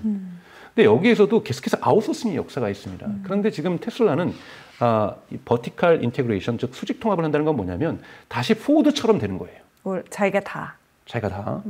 그렇게 하는데 이거를 가장 잘하는 데가 중국의 비야드입니다. 중국의 돌핀이라는 비야드가 만드는 차는요. 유리하고 타이어 빼놓고는 다 비야드가 만들었어요. 테슬라도 여러분 테슬라에 들어간 의자 테슬라가 직접 만드는 겁니다. 보통 의자는 외부 업체 하잖아요. 근데 의자도 직접 만들고요. 물론 만도라든지 한국의 기업들이 지금 테슬라의 밴더기는 1차 밴더들이 있어요. 근데 뭘 하냐면 부품의 덩어리에는 컨트롤러라는 것이 있어요. 브레이크도 브레이크 시스템이고 안에 컨트롤러가 있어서 이거를 제어하는 거거든요. 컨트롤러는 테슬라가 합니다. 제품을 예를 들면 만들어서 HL, 만도가 납품을 하더라도 거기 들어가는 에어컨에 대한 컨트롤러는 테슬라가 하는 거죠. 그럼 컨트롤러로 설계를 같이 하게 되면 지금 이 컨트롤러가 모델 3에서 한 50%가 됐고요. 모델 Y에서 한 60%가 됐고, 그러니까 테슬라가 자사화한 것이 그 다음에 지금 사이버 트럭에서 85%까지 갔고 모델 2에서 100% 간다는 거예요. 자, 이 컨트롤러가 내 거일 경우만 내가 이 시스템을 소프트웨어로 만질 수가 있는 거예요. 오늘 저녁에 업데이트할 수 있다는 것은 모델 3도 만약 50% 영역, 다른 영역에서 만약에 발생하게 되면은 불러야 되는 거예요. 그렇죠. 또는 이 소프트웨어를 하려면 벤더들하고 같이 협의를 해야 되는 거죠. 100%가 될 때 컨트롤러를 100%를 우리 걸로 할 때는 벤더들이 있다 할지라도 여기에 대한 제어를 소프트웨어로 중앙에서 할 수가 있는 거죠. 그러니까 이런 식으로 발전시키는 개념을 설정했다는. 근데 이거를 처음 차를 만들 때부터 컨트롤러는 우리가 할 것이다 라고 얘기를 했다는 거예요. 이 변화가 소프트웨어로도 있지만 물리적인 변화도 있고 생산 비용의 절감으로도 이어집니다. 왜냐하면 컨트롤러를 다 연결하는 거는 전선줄이거든요. 그래서 모델 S에는 2kg가 넘는 전선줄이 들어가 있어요. 근데 모든 차량에 그 정도가 들어갑니다. 그런데 사이버 트럭에서는 300m로 줄였어요. 그러니까 전선줄이 총량이. 그러니까 이것만 해도 무게도 꽤 나가지만 이런 것이 혁신인 거죠. 비용을 전선줄 굴이 비싸잖아요. 전선줄에 들어 이런 걸 줄여내는 거예요. 모터 테슬라가 직접 만들잖아요. 자동차 모터 100% 자기가 생산합니다. 모터는 절대 외주 주지 않아요. 그리고 이런 전선줄을 주다 보니까 다양한 혁신들이 이루어질 수 있는 거고 모터도 자기가 다 만들죠. 배터리도 예를 들자면 일단 처음엔 파나소닉에서 받았지만 지금 뭐예요? 4680 배터리 자기가 만들어보고 이거랑 똑같이 너네들도 납품해서 파나소닉이 납품하는 거고 LG 엔솔이 납품하는 거잖아요. 기본적으로 자기가 만들기 때문에 여기서 혁신들을 주도할 수 있고 여기다가 리튬이 너무 많이 들어가는 건데 솔리드로 가면서 소디움으로 가면서 나트륨을 많이 넣어서 그러니까 소금에서 추출하는 거죠. 이걸 통해서 리튬을 좀 줄이는 비율을 줄이는 쪽으로도 가는 것도 테슬라가 이걸 만들어내는 거고요. 테슬라는 뭐 필요하다라고 하면은 뭐 전고체 배터리, 솔리드 배터리가 양산돼서 가격이 낮아지면 바꿀 수도 있는 거고요. 자기네들이 그걸 만들 수도 있는 거고요. 그래서 배터리도 직접 만들고 있다라는 기술을 가지고 있다라는 부분도 대단히 중요하죠. 여기에서 혁신도 일어나지만 여기에서 계속해서 변화들을 만들어 나갈 수 있는 이런 엔지니어 컬처를 대단히 유지하고 있다는 것, 계속해서 변화시킬 수 있다는 것 중요하고요. 또 하나는 여기서 벌써 제가 세 가지를 얘기한 건데 오늘 FSD를 자체 만들고 외주 주지 않잖아요. FSD를 만들죠. 배터리 자기가 만들죠. 그다음에 모터 자기가 만들죠. 이 세 가지가 뭐냐면 휴머노이드 로봇 옵티머스의 3대 요소입니다. 로봇에는 여러분 옵티머스가 작동하는 두뇌는 FSD가 합니다. 물론 조금 더 튜닝을 하죠. 실내용으로 튜닝을 합니다. 튜닝을 좀 합니다만 기본적인 것은 FSD고요. 자, 로봇에 들어갔을 때 가장 큰 문제가 뭐냐면 현대가 인수한 보스턴 다이나믹스 원래는 배터리로 알아다가 요즘은 이제 배터리로 바꿨죠. 문제는 여러분 거기 배터리 그렇게 막 점프하고 덤블링하고 막 이러고 그러면 몇 시간 쓸 수 있을까요? 그러게요. 그걸 만약에 진짜 공장에다 하려면 8시간 써야 돼요. 갑자기 1시간 일어나고 저기 충전해 주세요 그러면 휴머노이드 로봇을 정말 3교대, 4교대로 대량 구매해야 되잖아요. 한 대만 구매해도 제일 좋게는 8시간 쓰면 좋고 적어도 4시간 일한 다음에 점심시간 브레이크 타임 할 때 좀 그때 가서 충전을 하고 온다든지 해야 될 거잖아요. 그래서 배터리 어디가 만듭니까? 테슬라가 만든다는 거예요. 4680으로. 자, 그 다음에 이 근육처럼 움직이게 하는 게 뭐냐면 구동기라 그래요. 액추에이터. 이게 뭡니까? 전기 모터예요. 그러니까 자동차에서 규모의 경제를 이뤄냈기 때문에 이것을 저가로 옵티머스에도 적용할 수 있는 거죠. FSD도 추가 비용 조금 들어서 FSD를 적용하고 4680 배터리 그대로 집어넣고 모터도 자기네들이 기술이 있으니까 그것에 들어가는 기본 가지고서 확대하는 거기 때문에 추가 비용이 크게 들지 않고서도 휴머노이드 들어가는 모터를 만들기 때문에 대량 생산을 빨리 할 수 있고, 그렇기 때문에 일론 머스크가 자랑하는 게 뭐냐면 우리는 옵티머스가 공장에 도입되거나 타 공장에 판매될 때 가격을 $20,000 수준으로 만들 것이다. 여러분 생각해 보세요. 뭐 제 여동생도 뭐 종이컵을 만드는 회사를 하고 있지만, 공장을 가지고 있지만, 제가 옵티머스 도입해. 여기 노동자들보다는 이게 낫지 않을까라고 하면은 비싸요, 싸요라고 물어보겠죠. 그렇죠. 그렇죠. 근데 한 대 20만 달러야. 2억이야. 안 할래요, 그러죠. 네. 그렇죠. 여러분 뭐보다 만약에 그것을 우리가 정수기처럼 뭐 돈 얼마 내고 매달 사용료를 내는 방식으로도 갈 수 있어요. 뭐보다 낮아야 됩니까, 여러분?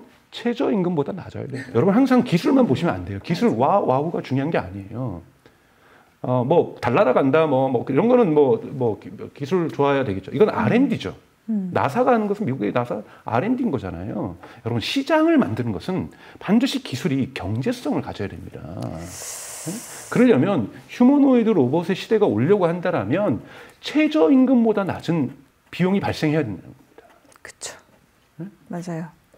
이것이 안 되면 너무 그냥 적나라하게 확 바로 느낌이 오시잖아요, 여러분. 네. 물론 이제 야근 수당이나 주말 수당 생각하면은 최저임금보다 조금 몇백 원 비싸도 되겠지만 한국의 휴머노이드 시대가 오기 위해서는 최저임금보다 낮은 이용료를 낼 수 있는 휴머노이드 로봇이 공급돼야 되는 거예요. 이걸 누가 먼저 할 수 있을 것인가? 이거는 중국의 가능성도 좀 있어요. 중국 같은 경우는 지금 대규모적으로 작년 11월부터 국가정책으로 해서 중국은 2027년까지 공장에 3,500만 대를 휴머노이드 로봇을 투입하겠다는 국가 목표를 가지고 있어요. 2027년 일어난다는 건 저는 불가능하다 보고 있지만 2030년쯤 되겠죠.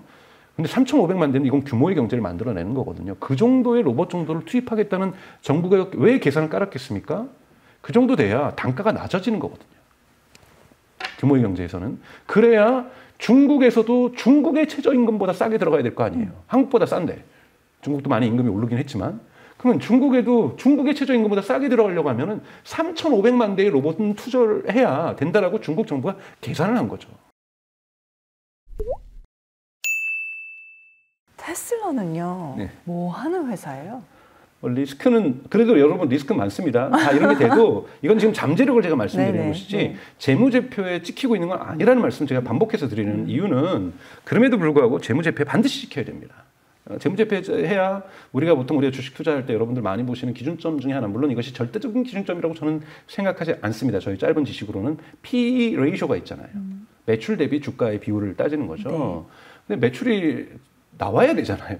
테슬라 이미 70이거든요. 포드가 7인데 비해서 10배 비싸요. 그러면 이거를 이미 미래 가치가 들어와 있다는 거잖아요. 근데 이걸 정당화해주기 위해서는 빠른 속으로 매출이 증가해야 되는데, 이건 자동차 매출이 증가해도 좋고 ESS 매출이 증가해도 좋고 AI 매출이 증가해야 되는 거죠. 그래서 AI 쪽 기업이, 저는 테슬라는 소프트웨어 기업으로 전환하는 것에 성공할 수 있는 전제 조건은 이미 만들어 놓고 있다. 이것을 어떻게 시장에서 실현할 수 있을 것인가? 이건 여러 가지 이슈가 있는데, 저는 그래서 사실은 로보택시의 가능성보다 옵티머스의 가능성을 더 높게 보고 있어요. 아, 진짜요? 왜냐하면 로보택시는 정부의 허가가 되게 까다롭습니다. 네. 사람보다 안전하다라는 것을 반드시 이것을 신청하는 기업이 데이터로 입증을 해줘야 돼요. 사람보다 안전하다라는 것을. 그런데 휴머노이드 로봇 옵티머스가 저는 물론 가정에도 들어올 일은 조금 더 요연하다고 봐요. 가정은 예측하기 어려운 상황이 있거든요. 예를 들면 가정에 들어와서 저도 생각을 해요. 빨래도 해주고, 청소도 해주고, 다림질도 해주고, 밥도 해주고, 그럼 얼마나 좋겠어요. 그러면은 뭐 보일러 하나씩 드리듯이, 여보 부모님 댁에 보일러 하나 놔드립시다처럼 옵티머스 하나 드립시다. 저도 누가 저한테 옵티머스 선물해주면 얼마나 좋겠습니까? 근데 여기에는 가정에는 예측 불가능한 요소가 너무 많아요. 아까 전에 제가 로보택시 운영에서도 예측 불가능, 고객의 예측 불가능한, 인간이 원래 예측 불가능하잖아요. 좌측 깜빡 잊고 우회전하는 차량부터 시작해서. 그러니까 그런 것처럼 차량에서도 예측 불가능하지만 집안도 되게 예측 불가능하죠. 반려동물을 키울 수도 있고. 그런데 공장은 예측 불가능성이 상대적으로 낮습니다. 네. 루틴하게 움직이는 거잖아요. 그리고 왜 여기도 휴머노이드 로봇이냐 하냐면, 인간의 크기하고 같아야 공장 설비를 교체 안 해도 돼요. 아, 기존에? 예. 예를 들자면 인간보다 크기가 2배가 되는 로봇을 만든다 그러면 어떤 문을 통과 못할 거 아니에요. 그렇죠. 다시 사업하는. 그리고 인간이 쓰는 연장을 사용하지 못할 거 아니에요. 그래서 인간의 크기로 가려고 평균 키와 가려고 하는 이유는 공장 설비를 바꾸지 않아도 된다라는 거예요. 근데 여러분 공장도 많이 자동화가 되어 있죠. 이 자동화의 로봇은 AI가 들어가 있지 않은 거고요. 인간이 정해진 대로 하는 로봇 팔들인 거잖아요. 이거 외에도 공장은 사람이 많이 다치기 때문에 안전 시스템을 그래도 가능하면은 강화하고 있고 네. 대단히 규칙적으로 움직이려고 하죠. 공장이 좋다라는 것은 안전하다는 것은 대단히 규칙이 잘 잡혀 있다는 거죠. 이 규칙만 학습하면 로봇이 상대적으로 빠르게 들어갈 수 있는 거죠. 그래서 피규어 AI라는 그 AI 업체 엔비디아나 삼성전자가 투자했던 여러분들이 영상에서 보셨던 사과를 집어주는 이것이 이제 네. 0.2 같은 경우는 지금 BMW 공장에서 테스트에 들어가고 있는 거잖아요. 물론 매우 느린 속도로 가고 있지만 뭐 테슬라도 배터리를 옮기는 것을 옵티머스로 보여줬지만 사람보다도 엄청 느리잖아요. 아직 해결해야 될 것은 많지만 공장은 상대적으로 규칙화된 공간, 예측 불가능성이 대단히 제어된 네네. 공간이기 때문에 휴머노이드 로봇이 훨씬 더 빨리 들어가서 그리고 공장 안에서는 사람을 다치게 할 가능성이 매우 낮기 때문에 오히려 사람이 위험한 곳에 로봇이 먼저 투여될 거기 때문에 정부의 허가가 더 빠르게 날 수 있습니다. 그런 부분에서 저는 옵티머스의 가능성이 조금 더 물론 이것도 뭐 2025년에 일어난다, 2026년에 일어난다고 볼 수는 없고요. 한 2028년, 2029년 이 정도가 돼야 될 거라고 저는 보고 있어요. 일론 머스크는 2025년에 내년에 테슬라 기가 팩토리에서 옵티머스를 사용하고 2026년부터 외부 공장에 판매하겠다고 얘기를 했어요. 일론 머스크는 항상 시간은 맞춰오지 않았거든요. 일론 머스크가 2015년에 자율주행은 2년 안에 된다 그랬어요. 2015년에? 네. 뭐 이런 그 사이버 트럭도 뭐 얘기했던 것보다 훨씬 늦게 나왔잖아요. 로보택시도 네. 뭐 그렇기 때문에 저는 옵티머스를 일론 머스크가 2026년에 얘기했기 때문에 2028년이구나 저는 그렇게 생각했습니다. 그래서 근데 일론 머스크가 시간 약속은 못 지키지만 그 실현하겠다는 방향성 반드시 지켰거든요. 그래서 저는 그것이 가능하다고 보기 때문에 2028년 정도 돼야 옵티머스가 시장성을 형성할 수 있을 거라고 보고요. 로보택시는 정말 예측 불허예요. 어떠한 대선 결과가 미국 대선 결과가 어떻게 나올지 모르고 유럽 정부나 중국 정부가 어떻게 FSD를 unsupervised, 즉 비감독 이것을 해줄 것이냐. 왜냐하면 여기에 대한 준비는 다 돼 있어요. 유럽은 물론 준비가 안 됐습니다만 테슬라가 보험을 한 이유도 거기에 있거든요. 테슬라가 보험을 합니다, 여러분. 보험을 맞아. 하게 되면 보험이요, 보험. 미국하고 지금 중국에서 보험을 하죠. 왜 합니까, 여러분? 자율주행 레벨 3부터는 차 사고가 나오면은 제조사가 책임지게 돼 있거든요. 그러니까 운전자가 책임지는 게 아니라 네. 그러기 위해서는 보험회사를 운영하는 것은 대단히 합리적 선택이었고 그것을 일찍부터 성견지명이 아니라 일찍부터 설계된 거예요. 우리는 자율주행 2015년부터 일론 머스크는 자율주행 간다고 얘기를 했으니까요. 당연히 보험회사를 설립하는 거죠. 그래서 보험회사는 그런 맥락 속에 있다라는 거고요. 그리고 또 스코어를 매기잖아요, 점수를요. 근데 이 스코어가 매달 매겨져서 그 다음 달 보험료가 결정됩니다. 그래서 이것이 또 장점이 있어요. 미국의 한 이용자가 계산한 건데 자기가 좀 운전을 거치게 하다가 FSD 이번에를 정기 구독하면서 많은 구간을 FSD 12.5로 맡겼다라는 거예요. 그랬더니 그 다음 주 보험료가 깎이더라는 거예요. 자기가 깎인 돈하고 FSD 구독료로 하니까 큰 차이가 안 나더라는 거예요. 이런 부분도 마케팅 요소가 될 수가 있죠. 그럼 차라리 그냥 FSD 구독하는 게 나을 수도 낫다. 있죠. 그러니까 이런 보험회사에서 받쳐준다라면. 이런 거를 다 진짜 설계를 내다보고 했다면은 그건 진짜 천재도 진짜. 그것도 차원이... 제가 꼼꼼히 분석했다라는 거죠. 아, 그래요? 농담입니다. 아니에요, 네. 맞아요. 박사님도 그래서 천재신 걸로. 그러면은요, 다시 현실적 질문으로 돌아와서 이제 연말 랠리 얘기가 또 있고 10월 23일에는 이제 실적 발표가 있다 보니까 단기, 중기의 투자 전략으로 본다면은 어떤 답을 주셨어요? 단기 투자에 대한 답은 드릴 수가 없고요. 왜냐하면 그건 뭐 사실은 슬롯 머신하고 비슷하기 때문에. 근데 항상 여러분들이 보셔야 될 것은 개인 투자자들은 자꾸 기관 투자자들을 많이 무시하세요. 흔히 말하는 미국의 큰 인베스트먼트 뱅크들, IB들, 펀드 매니저들. 우리가 봐야 될 것은 테슬라도 그래도 50% 가까이는 기관 투자자가 가지고 있습니다. 기관 투자자들의 투자의 어떠한 이 허리전, 이 시간의 어떠한 길이는 12개월을 넘지 못하죠. 물론 뭐 다 파는 건 아닙니다만 이분들은 12개월 내에 성과를 가지고 본인들의 보너스가 결정이 되잖아요. 그렇죠. 그래서 저처럼 개인 투자자로 2030년까지 가지고 있어요. 이런 생각은 하지도 못하죠. 어떻게든지 올해 테슬라가 주가가 올라서 내가 여기에서 차익을 실현을 해서 우리에게 돈을 모아주신 펀드를 모아주신 투자자들에게 이것을 배당을 해야만 하는 숙명을 가지고 있다라는 거죠. 그렇기 때문에 그분들은 많이 봐야 6개월, 12개월을 볼 수 있지 그 이상은 볼 수 없다라는 부분들. 그래서 개인 투자자분들이 너무 펀드 매니저들을 욕하지 마시고 그들은 구조적으로 필요하다면 저기 쇼츠를 해야 되잖아요. 그러니까 쇼츠를 해야 될 수밖에 없는 이른바 하락에다가 콜옵션을 해야만 하는 이런 상황을 처할 수밖에 없다라는 거고 그렇기 때문에 그들이 정기적으로 발행하고 있는 그러니까 이 분석 보고서는 반드시 볼 필요가 있다. 왜? 역지사지. 그러니까 이 펀드 매니저가 어떻게 생각하는지에 따라서 이것이 단기 주가를 많이 결정을 합니다.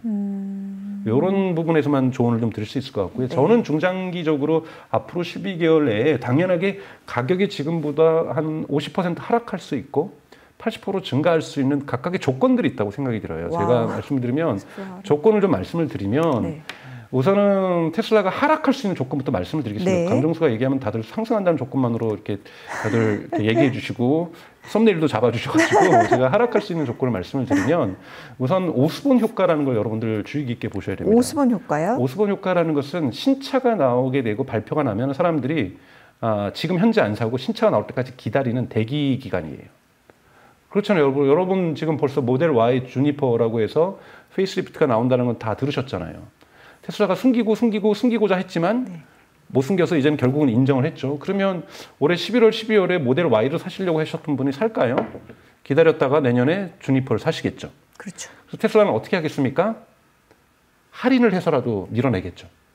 올해 11월, 12월. 그건 수익률이 떨어진다는 얘기입니다.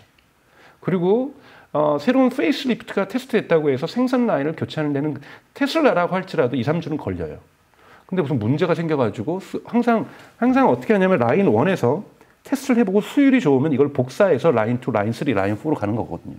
라인 1에서 이상하게 또 갑자기 에러가 나요. 그럼 이것이 3주가 아니라 한 달이 될 수 있고 2달이 될 수 있습니다.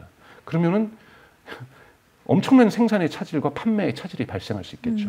그래서 이 오스본 효과를 최소화하면서 모델 Y의 주니퍼를 양산을 빠른 속도로 진행을 하고 그리고 가능하면 11월과 12월에 있어서 밀어내기 하기 위한 할인율을 최소한 적게 하는 것. 쉽지 않은 과제입니다. 이런 부분에서 어느 정도 성과를 내줘야 되는 거라고 하는데 이것을 실패할 경우에는 주가는 내려갈 거라고 좀 보고 있고요. 그리고 또 하나 이제 12개월을 전체로 봤을 때 올해 실적이 전체 판매 실적이 사실 이번에 3분기 딜리버리 나온 이후로 주가가 하락한 이유도 거기 있다고 좀 보고 있어요. 뭐냐면 올해에 작년에 이제 182만 대를 팔았잖아요. 그거보다도 역성장할 거다. 180만 대를 못 채울 거다. 4분기 때 정말 많이 팔아야 되겠구나. 그러니까 3분기가 컨센서스하고 사실은 500대 정도밖에 차이가 안 났었어요. 그런데도 주가가 하락한 거는 컨센서스를 초과해 주길 원했던 거죠. 컨센서스를 초과해서 올해 그래도 전문가들도 알아요. 전기차 시장이 전체적으로 좋지 않고 자동차 시장이 전체적으로 좋지 않기 때문에 중국과 물론 이제 중국은 이제 경기 부양책에 내수 부양책에 들어갔으니까 하반기 4분기 때 전 아주 좋아질 거라고 보고 있습니다. 근데 이제 유럽은 아직 정체잖아요. 그러다 보니 올해 또 상반기에는 또 유럽과 중국이 정체였었고 이러다 보니 여러 가지 문제가 있어서 전문가들도 182만 대에서 그냥 그 정도만 작년하고만 똑같아도 되겠지라고 했는데 만약에 거기에서 조금이라도 역성장이 나면 주가는 떨어지겠죠. 지금 9월까지 120만 대 정도였죠. 네. 그러면 지금 올해 지금 46만 대 팔았는데 거의 지금 60만 대를 팔아야 되잖아요. 이건 쉽지 않은 미션입니다. 여러분들 보셔야 되는 거고. 그래서 3분기 실적 발표가 나는 10월 말보다 더 중요한 거는 1월 2일 날, 1월 3일 날 4분기까지의 딜리버리가 나오면서 2024년 총 딜리버리 숫자가 나올 때 주가는 더 요동칠 겁니다. 그리고 또 하나는 오스본 효과가 내년 초에 발생을 할 텐데 저는 내년에 테슬라가 목표하는 게 250만 대예요. 250만 대 팔아주지 못하면 주가는 떨어질 수밖에 없다. 아무리 자동차 기업이 아니라 AI 기업, 그거는 일론 머스크가 생각하는 테슬라가 생각하는 선언적 의미고 자동차 매출이 아직은 80%를 장악하고 있기 때문에 자동차 매출에서 견고한 매출이 나와줘야 되고 계속해서 성장해야 됩니다. 왜? 테슬라 성장주잖아요. AI로만 성장하는 것이 아니라 자동차로도 성장해야 되고 그것도 의미가 있는 것이 아까 말씀드렸던 인스톨 베이스거든요. 많이 깔아줘야 된답니다. 그리고 내년에 또 일론 머스크가 약속했던 게 뭐냐면 모델 3과 모델 Y의 저가 모델을 만들겠다 그랬거든요. 그러면 저가 모델도 나와줘서 이것도 오스본 효과 없이 사람들이 모델 3과 모델 Y가 좀 저가 버전이 나오네. 이미 유럽에는 관세가 올리니까 저가 버전이 나오기 시작하고 있어요. 왜요? 뒤에 열 시트 없애고 뒷좌석에 모니터 없애고 뭐 이러면서 몇천 달러씩 깎고 있거든요. 그러니까 어떤 식으로든지 저가 모델을 해서 많이 팔려고 하고 있는 거예요. 왜냐하면 경제 사정이 안 좋을 때는 집 다음에 비싼 게 자동차니까요. 자동차에 대한 사람들이 신차 자동차에 대한 소비를 줄일 수밖에 없는 거거든요. 이 부분들을 만들어주는 것, 그리고 또 하나 이런 내부적인 오스본 효과를 어떻게 하는가 가장 중요하다고 보고요. 그 다음에 두 번째는 미국의 오늘 곧 발표가 되겠지만 이 방송을 보실 때는 아시겠지만 미국에서 이제 9월달 고용 지표가 나오겠죠. 그러니까 실제로 실업률 자체가 어떻게 영향을 미쳐서 많은 사람들이 아직까지는 해소가 되지 않았거든요. 그러니까 미국이 경기 침체로 들어갈 수 있다는 것. 미국이 경기 침체로 정말 들어가게 된다면 이거는 아무리 테슬라가 용을 써도 주가가 내려갈 수밖에 없는 거시 환경이라고 저는 생각이 들고요. 테슬라 주가가 오를 수 있는 가능성은 거꾸로 거시경제적으로는 연준에서 저는 계속해서 이자율을 내려줘야 된다고 보고 있어요. 이자율을 내려주다가 중간에 멈추는 것이 아니라 저는 중간에 멈출 확률도 있다고 보거든요. 계속해서 이자율을 내려주는 과거와 같이 이런 부분들을 만들어준다라면 이자율이 내려간다는 것은 특히 미국이라든지 이런 데서 할부 금융으로 자동차를 구매하는 사람들에게는 좋은 점이 있는 거고, 또한 할부 금융이 안 되면 자동차를 리스해줘야 되는데 리스를 해주게 되면 이건 자동차 기업에게는, 테슬라에게는, 현대기아차에게는 이것이 부채로 잡히거든요. 네. 그러니까 이런 부분에서는 수익률을 감소시키기 때문에 이자율이 낮아지는 것은 리스에 대한 부담감도 없어지는 거고, 할부에 대한 부담감도 소비자 측에는 없어지는 거고, 리스는 판매 업주에게 없어지는 거고, 이런 부분들이 좁아지는 거시 환경이 만들어져야 된다는 거고, 오스본 효과 없이 모델 3의 저가 버전과 모델 Y의 저가 버전, 그리고 모델 Y의 페이스리프트된 주니퍼가 내년에 많이 팔리면서 250만 대 정도를 판매해 주는 것, 이 정도 되면은 주가가 오를 것이고요. 자동차 기업으로 볼 때는 저는 로보택시가 내년에 될 거라고는 1도 생각하지 않습니다. 0%라고 생각하고요. 하지만 FSD가 중국과 유럽에서 허가될 가능성은 대단히 높다고 보고 있어요. 일론 머스크가 얘기했던 것처럼, 테슬라가 얘기하는 것처럼 내년 1분기가 아니더라도 2분기, 3분기 때 충분하게 FSD가 중국과 유럽에서 허가되면서 FSD를 전기 구독하는 사람들이 의미 있게 나오면서, 여러분 지난 분기부터 테슬라가 딜리버리 숫자를 발표할 때 메가팩에 9.2기가와트 실을 판매했다, 인스톨했다, 뭐 이런 얘기를 하기 시작했잖아요. 이것처럼 이번 분기에 실적 발표 전에 차량 딜리버리 인도량 발표할 때 우리가 이번에 FSD 구독자가 몇 프로 늘었다, 넷플릭스처럼 이렇게 발표하기 시작할 때 그러니까 내년부터는 저는 돼야 된다고 보고, 근데 이건 미국 시장이 너무 제한적이라는 거예요. 그래서 모델 FSD 13 버전에 의해서 내년에는 중국과 유럽에서까지도 FSD 고객들이 생기면서 월 얼마씩 생기면서 이 부분에 대한 수치를 자신감 있게 발표할 때, 이번에 2분기 어닝콜에서, 그러니까 실적 발표될 때 투자자들이 2번이나 질문했어요. FSD 미국에서 매출이 얼마 나는지를 좀 알려달라. 2번이나 질문했는데 CFO도 그렇고 일론 머스크도 뭐라고 얘기했냐면, 영어로는 meaningful increase라고 얘기를 했어요. 의미 있는 증가가 있었지만, 유의미한 증가는 있었지만 수치를 발표할 수는 없다 그랬어요. 그러니까 워낙 기저효과가 있기 때문에 올라갔겠죠. 하지만 의미 있는 수치가 아니라는 거죠. 그러니까 이 의미 있는 수치를 만들어내는 것이 테슬라에겐 대단히 중요한 2025년이 될 거다. 만약에 이것을 만들어낸다면, 이것도 조건이죠. if. 그러면 내년에 테슬라 주가는 저는 최대한 80%까지는 저는 오를 거라, 내년 12월까지 그래서 오를 거라고 지금 보고 있는 거고요. 그래도 상방을 더 많이 보셨네요. 50 떨어지고 80여. 그렇죠. 왜냐하면 이 효과는 너무나도 크기 때문에. FSD에서 매출이 기록된다라는 것은 유의미하게 말로만 되는 것이 아니라 재무제표에 기타 매출이 아니라 FSD 매출로 적히는 순간, 네. 행으로 이거는 테슬라의 주가를 올릴 수밖에 없다. 왜? 약속이 실현된 거니까요. 그렇죠. 그리고 가능성이, 잠재력이 수치로 확인된 거기 때문에 이거는 주가를 올릴 수밖에 없는 요소라고, 네. 볼 수가 있습니다. 그래서 여러분들이 이런 요소를 봐야지, 일론 머스크가 로보택시 공개하면서 내년에 100만 대가 굴러다니까 이런 거에 주가 오르는 거는 일시적인 효과를 가질 수밖에, 네. 없죠. 이거는 지속 가능한 효과라고 볼 수가 없습니다. 알겠습니다.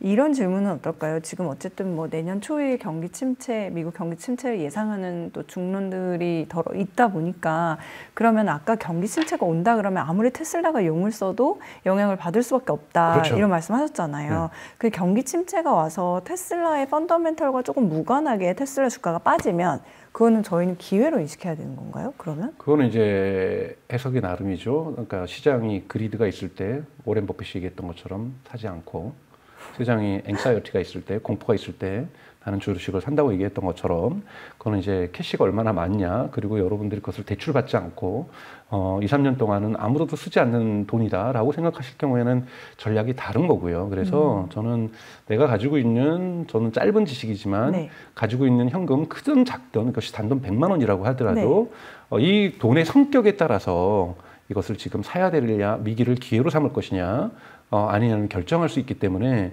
제가 말씀을 드릴 수 없습니다. 왜냐하면 한번 경기 침체가 올 경우는 이것이 6개월 지속될지 1년 지속될지 2년 지속될지 그건 누구도 예측할 수가 없는 것이기 때문에 길게 잡아서 2, 3년까지 간다 했을 때 거기에 대해서 뭐라고 말씀을 드릴 수 없죠. 더 내릴 수도 있는 건데 뭐라고 말씀드릴 수가 없는 거기 때문에 이건 전적으로 개인의 판단을 하셔야 될 건데요. 네. 여러분들이 항상 이 경기 침체가 진짜로 현실화됐을 경우에는 투자 전략은 반드시 중장기적으로 재편을 다시 하셔야 된다는 말씀을 좀 드리고 싶습니다. 네.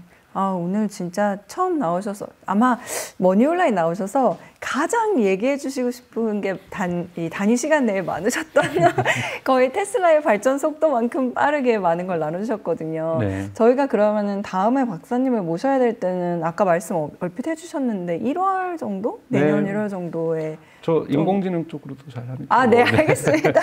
인공지능 쪽으로도. 네, 그러면 오늘 이렇게 저희가 인사를 나눴으니까 또 머니온라에서 강 박사님 종종 모시고 말씀을 네. 나눠보도록 하겠고, 테슬라는 사실 테슬람이라는 얘기가 의미하는 것처럼 어떤 굉장히 이제 믿음도 강하지만 또 주가의 변동성도 크고 일론 머스크라는 사람의 맞습니다. 어떤 그런 개인 캐릭터도 있다 보니까 약간 투자 리스크도 있죠. 그렇죠. 리스크가 있다는 점을 계속 강조해 주시려고 하셨다고 저는 네. 느꼈습니다. 네, 이런 게 저희 구독자 여러분들께도 전해졌길 바라고 저희 또 머지않은 시일 내에 AI 로봇 테슬라로 또 박사님 모셔보겠습니다. 감사해요, 네. 박사님. 네, 고맙습니다.